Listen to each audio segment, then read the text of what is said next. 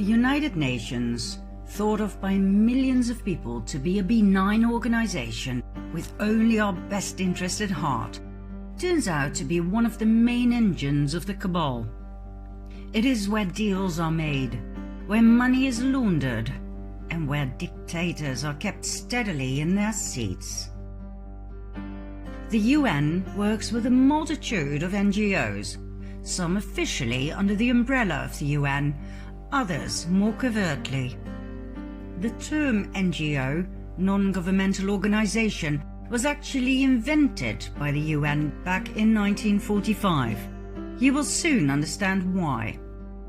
It encompasses charities and non-profits, but also lobby groups for big corporations such as the World Economic Forum. At this moment, 5,500 NGOs have consultative status with the United Nations Economic and Social Council. This means they have a formal relationship with the UN and are allowed to participate in the work of the UN. They are all independent from government control and answer to one entity only, the United Nations. Interesting fact in and of itself, don't you think? What we stumbled upon during our research was an enormous cash flow between these NGOs. It seems like they all support each other's work, like one big happy family. Well, that is mostly a sign of money laundering. Mind you, there are big names involved here. The Bill and Melinda Gates Foundation, the Buffett Foundation, the Ford Foundation, the Turner Foundation, the Rockefeller Foundation, the Clinton Foundation. Big names moving around even bigger amounts of money. Their financial reports seem impeccable, of course, but the money flow gets lost in the abundance of NGOs involved, the non-specific destination of the billions of dollars moved around like grants to recipients. What does that mean? And the existence of alliances of NGOs that makes things even less transparent. Like for instance, the Fund for Shared Insight, a group of 7 funders, and a pool of financial and other resources to make grants to improve philanthropy. Nice and vague. Let's have a look at the Rockefeller Foundation. Did you know there's also the Rockefeller Philanthropy Advisors, the Rockefeller Brothers Fund, the Richard Rockefeller Fellowship, the David Rockefeller Fund, the Rockefeller Family Fund, the Winthrop Rockefeller Foundation, and the Eileen Rockefeller Growell Family Fund? They all move around tidal waves of money, I'm talking billions, often between foundations set up by members of the same family. Not only the Rockefellers show us clearly how to keep it in the family, Warren Buffett is another great example, with the Susan Thompson Buffett Foundation, named after Warren's wife, the Sherwood Foundation, set up by their daughter Susan Alice, the Howard G. Buffett Foundation, with their son Howard as chairman and CEO, the Novo Foundation, co-funded by their son Peter and his wife Jennifer, and the Buffett Early Childhood Fund, set up by Warren's daughter again, Susan Alice. In July 2020, Warren Buffett announced that he would, once again, it's sort of an annual thing, be giving 15.9 million Class B shares of his mega company Berkshire Hathaway to 5 charities. Take a wild guess.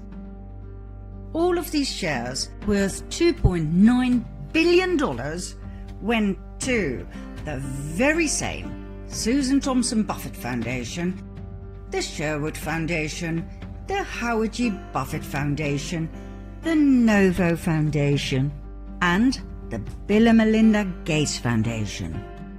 Now, the latter is not a big surprise, as Warren Buffett had taken Bill Gates under his wings back in 1991. when his mother set up a meeting between her 37-year-old son and the excessively rich and powerful tycoon Warren Buffett. A deal was made, and from that moment on, the destinies of Bill and Warren were intertwined forever. More about which soon. Since 2006, Warren Buffett has moved $37 billion in shares to, well, basically his children, without paying a dime of tax.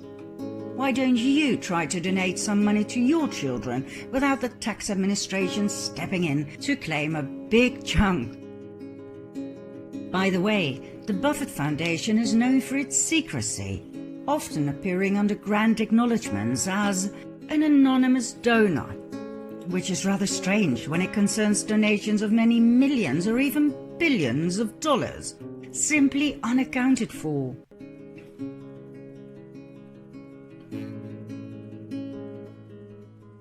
But like we said at the intro of this episode, these NGOs, no matter how big and powerful, are independent from government control. Let that sink in. The Buffett Foundation invests heavily in reproductive health and family planning grants across the world, including substantial investments in abortion and contraceptives.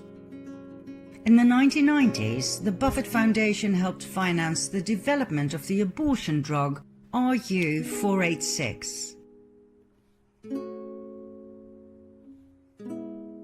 Between 2001 and 2014, the foundation contributed over $1.5 billion to abortion-related causes, including at least $427 million to Planned Parenthood and $168 million to the National Abortion Federation.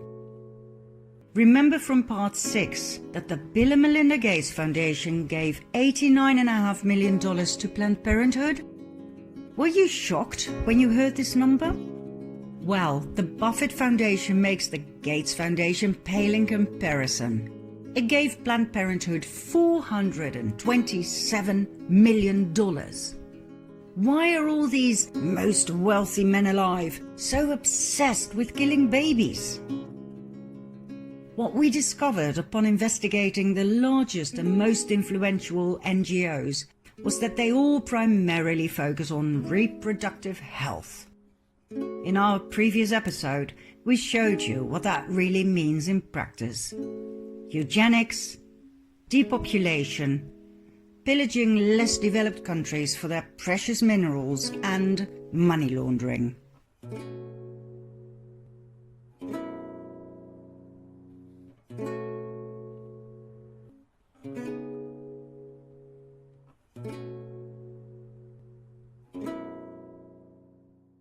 One of the brilliant moves when it comes to money laundering is the transfer to subsidiaries, also known as child companies, to make things even less transparent.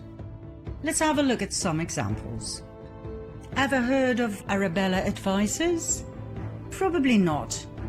Yet you should. Here's why. Arabella Advisors is a for-profit consulting company founded in 2005 by former Clinton administration appointee Eric Kessler. According to Arabella's own website, they provide strategic guidance for effective philanthropy. Effective philanthropy, huh? Let's see what that means.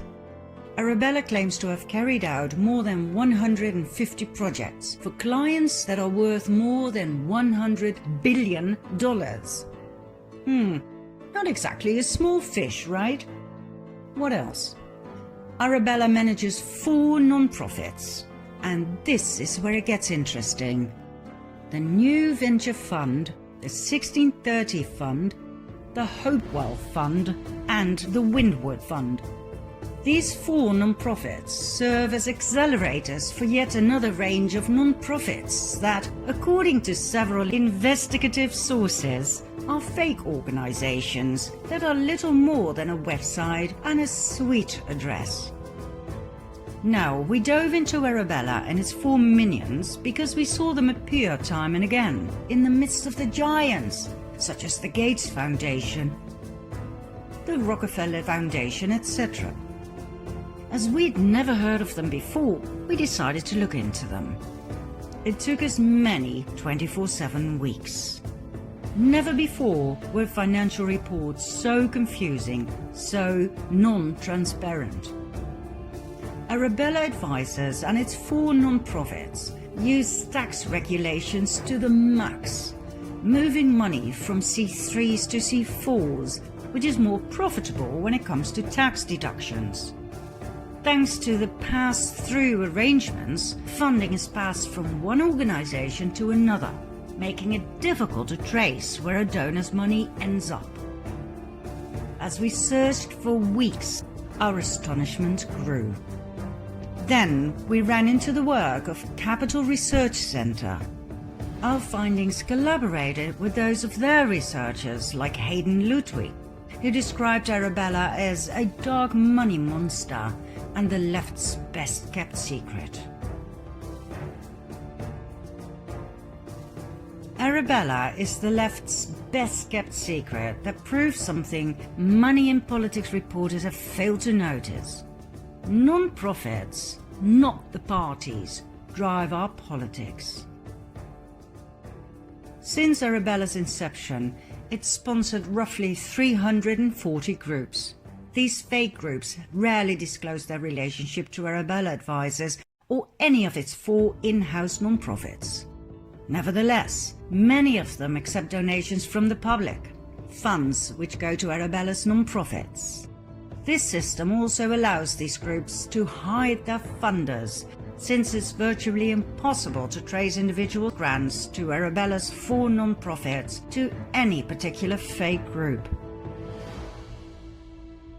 These 340 pop-up groups are slick websites posing as grassroots activist groups that can appear and vanish in an instant.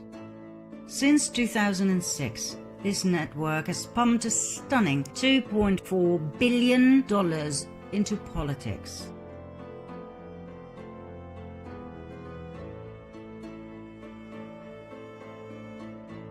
Between 2008 and 2018, Arabella's 4 non-profits paid the company nearly $103 million in contracting and management services fees. Interesting money flow, but it gets more interesting. According to various independent researchers, Arabella and its 4 non-profits equal dark money. Dark money is money raised to influence elections. This money is raised by non-profit organizations that do not have to disclose the identity of their donors. In other words, a complete lack of transparency where it concerns millions and millions of dollars, all aimed at one goal and one goal alone: influencing the outcome of elections, or more concrete, making sure the Democrats win at all cost.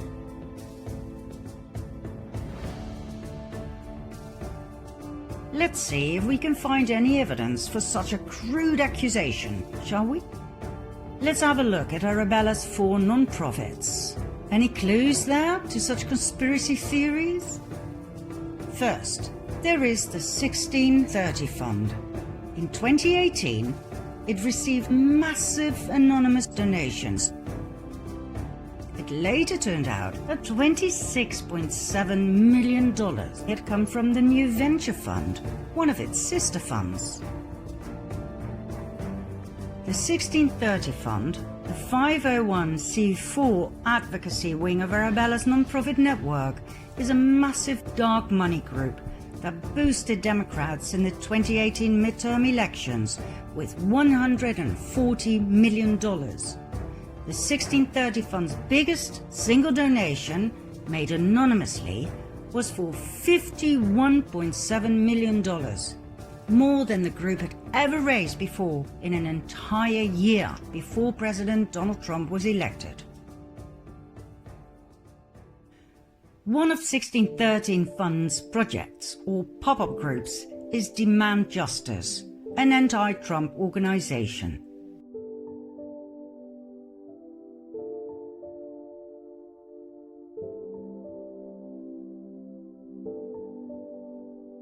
At the beginning of 2018, Demand Justice did not exist, but given the fear that President Trump would nominate federal judges, Arabella popped it into existence with more than $2.5 million from George Soros's Open Society Foundations. It was the same organization that blasted Justice Brett Kavanaugh during his Supreme Court confirmation.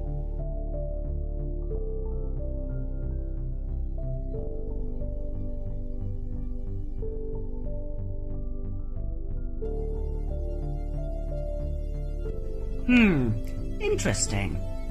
What about number 2, the Hopewell Fund? The Hopewell Fund is a 501c3 non-profit created in 2015. It primarily manages pro-abortion projects, including Equity Forward, which attacks the Trump administration for opposing the left-wing abortion agenda. Okay. What about number 3? The New Venture Fund.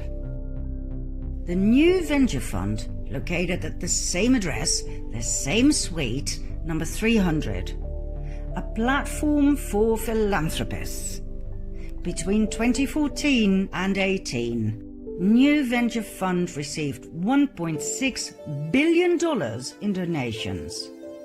In 2018 alone, this was $395 million, for which they hired consultants for a total sum of $28.3 million, of which $90 million went straight back to Arabella Advisors, his mother company. To give you a nice little example, New Venture Fund sponsors its own project, Media Democracy Fund, located at the same address in DC and the exact same suite, number 300. Media Democracy Fund describes itself as a catalyst for an open, secure and equitable internet. God knows what that has to do with charity. Well, we can tell you why it was set up in the first place. To push Obama's net neutrality. In other words, to increase the government's control of the internet. We're talking censorship. Media Democracy Fund is run by a few young people with no surnames and no real profile pictures. Still, since its founding in 2006, it has made more than $34 million. Oh, and surprise! It is supported by the Open Society Foundations of George Soros, the multi-billionaire we showed in part 2 of The Fall of the Cabal, the man responsible for his destabilizing and dividing mega projects, such as the illegal alien invasion, Black Lives Matter, and Antifa. Yet another interesting little detail about New Venture Fund is their interest in America Votes, yet another one of their fake pop-ups. New Venture Fund gave a $2.35 million grant to America Votes in 2018, which is a lot of money for a business that, according to its own website, aims to advance progressive policies and win elections. Win elections? Wow, I mean, that is weird. I thought we were looking at charity funds here, right? Well, obviously not. Oh, a New Venture Fund's sister, the 1630 Fund, gave no less than $27 million to America Votes. All you have to do is take a look at who sponsors America Votes. Take a wild guess, my friends. Democratic Attorneys General Association, Democratic Governors Association, Democratic Legislative Campaign Committee, Democrats.com, National Democratic Redistricting Committee. Oh, and let's not forget Planned Parenthood and Stand Up America, committed to resisting Trump's agenda, and unrigging the corrupt system that put him in the White House.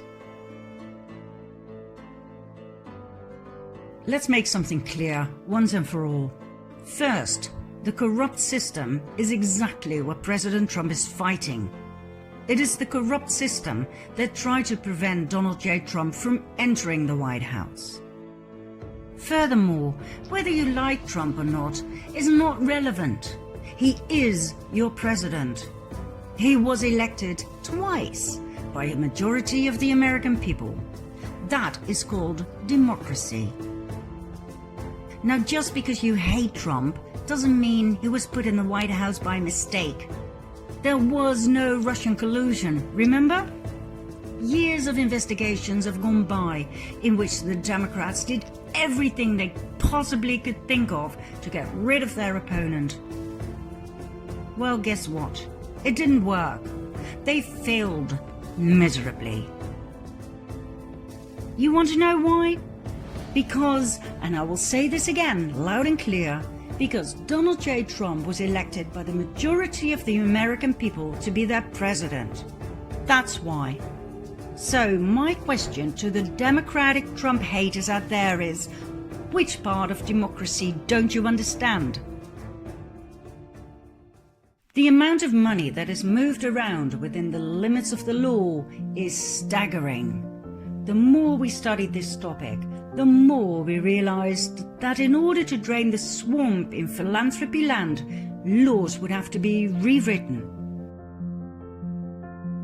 Over the past 5 years, the David and Lucille Packard Foundation donated no less than $245 million to NGOs working in the area of reproductive health. Remember these names, they will return again and again. Once you understand who they are and how they play the world stage, moving assets around, dominating national policies, you will never again think of these titans as philanthropists. Take Pathfinder. The Pathfinder Fund, fully into reproductive health and family planning, we now know what that means, was founded in 1957 by Clarence Gamble, heir to the Procter & Gamble fortune and advocate of birth control, forced sterilization of mental patients and eugenics.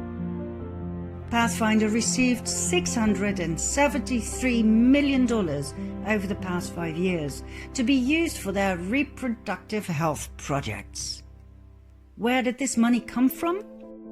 Well, their main donors and grantors are the Gates Foundation, the Buffett Foundation, the MacArthur Foundation, the Hewlett Foundation, the Packard Foundation, the Ford Foundation, Vanguard, Fidelity, SWAP, Tides, Global Health Initiatives, part of the WHO, and USAID, that awarded $970 million to Pathfinder in the form of grants and contracts between 2005 and 2021. Other donors are the Novo Foundation, Open Society Foundations from George Soros, the Passport Foundation, Robertson Foundation, Rockefeller Brothers Fund, Rockefeller Foundation, and Wellspring Philanthropic Fund. We cannot stress sufficiently to please do your own research. Simply take one of these sheets and dive into these names. Take Fidelity.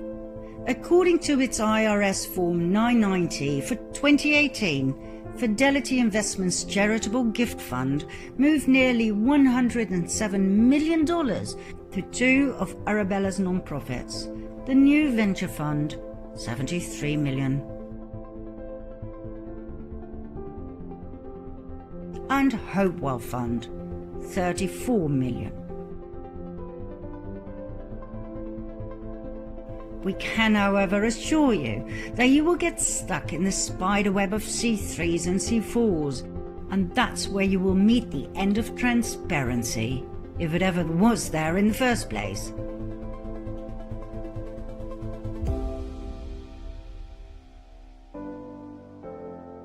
You see, even though you get some information through the IRS Form 990, the umbrella company Arabella is a for-profit organization, which means they do not have to fill in a 990 form. That's where darkness sets in. As in, indeed, dark money.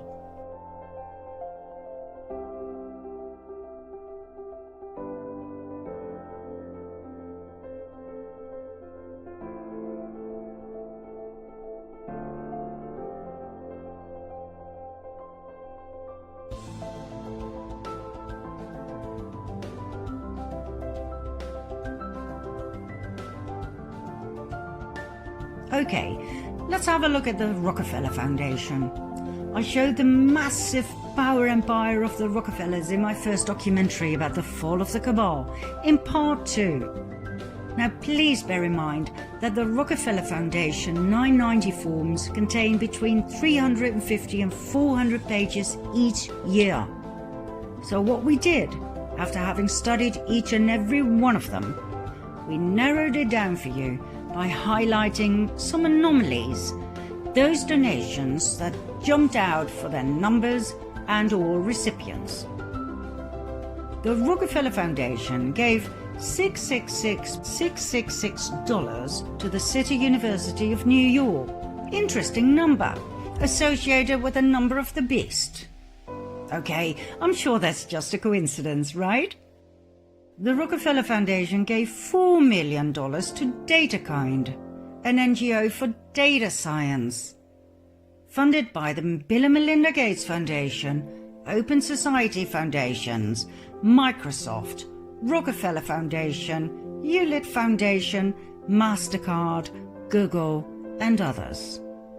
A data science company? Then it gave $25.7 million to the Alliance for a Green Revolution in Africa. More about this scandalous fraud in part 9. In 2018 alone, the Rockefeller Foundation invested no less than $4.1 billion. Most of the money went to investment companies such as BlackRock, with $4.4 billion in securities apart from charitable purposes. To cut a long and boring story short, let's put it this way. After God knows how many hours of research into the financial reports of these NGOs, we came to the following conclusions. All charity NGOs, in which millions of dollars are moved around, have nothing to do with charity whatsoever. They are simply the perfect business model for money laundering. In spite of the millions or even billions of dollars involved, no tax is paid.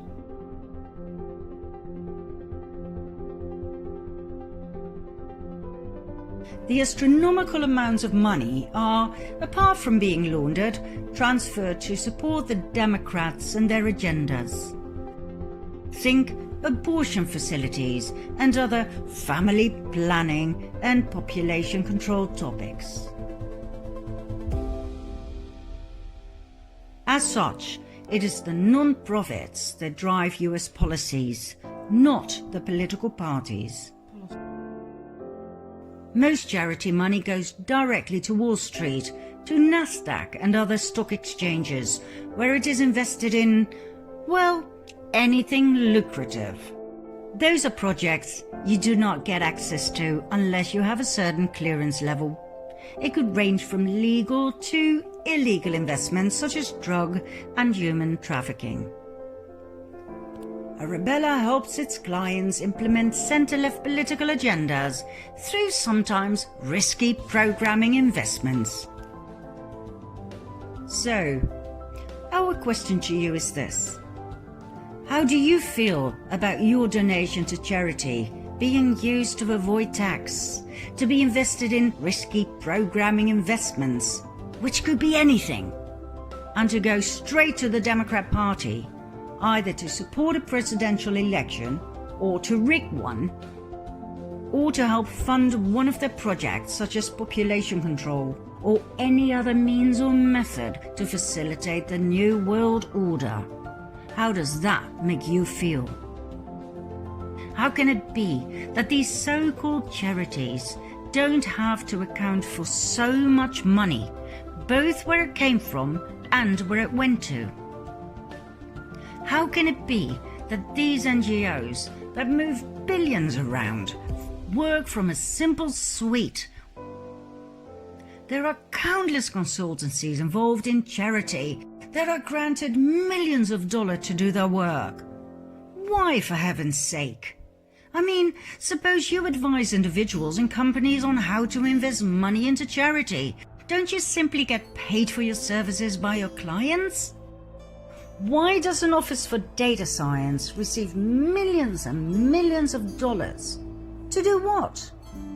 And why is it a non-profit organization?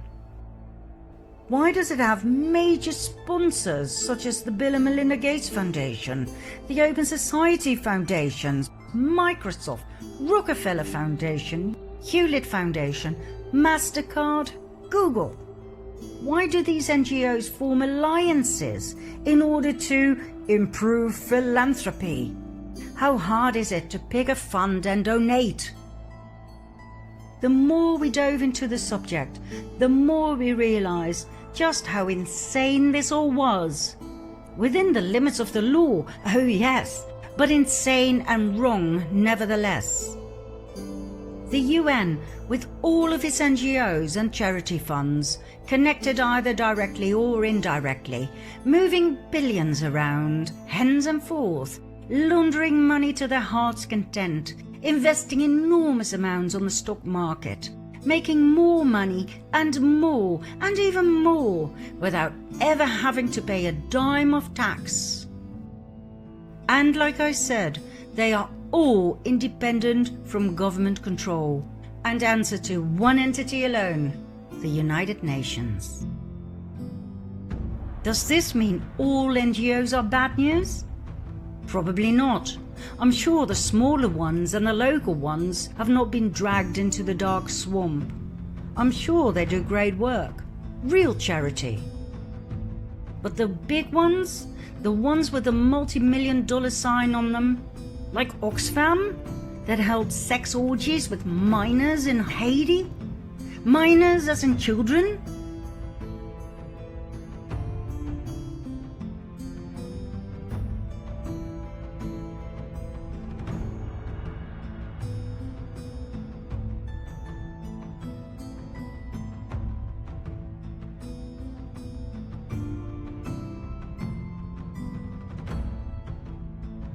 Like the Red Cross, that after a history of discrimination of black and gay people whom they refused to help during times of despair, collected $500 million for Haiti in 2010 after the devastating earthquake and used that money to build 6 houses? When you find out how much the presidents of those NGOs make, will you donate money ever again?